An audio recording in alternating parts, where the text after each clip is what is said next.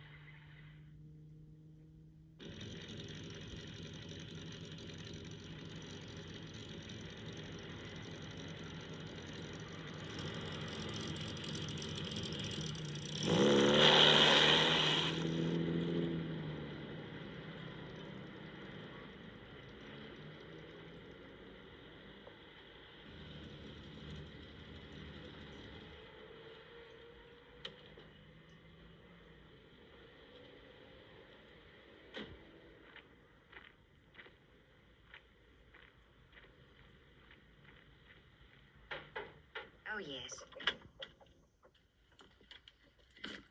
Will I be seeing you again? San Francisco's a long way from here.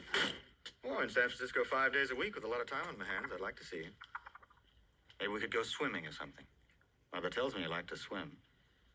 How does Mother know what I like to do? I guess we read the same gossip column. Oh, that. Rome. Yeah, I really like to swim. I think we might get along very well. In case you're interested, I was pushed into that fountain. Without any clothes on.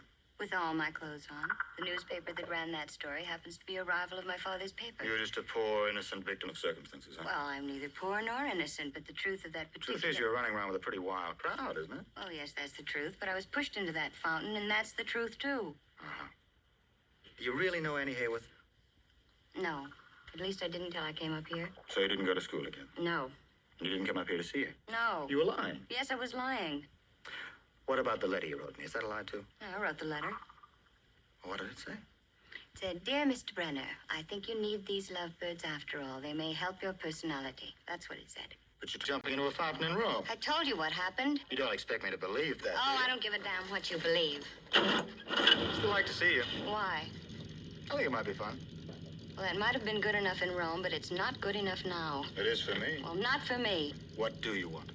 I thought you knew. I want to go through life jumping into fountains naked. Good night.